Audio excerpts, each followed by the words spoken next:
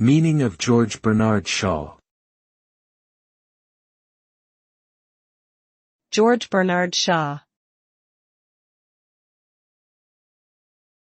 George Bernard Shaw. George Bernard Shaw. George Bernard Shaw. George Bernard Shaw was an Irish playwright and critic who lived from 1856 to 1950. He is best known for his plays, which often featured biting wit and satire and tackled social and political issues of his time.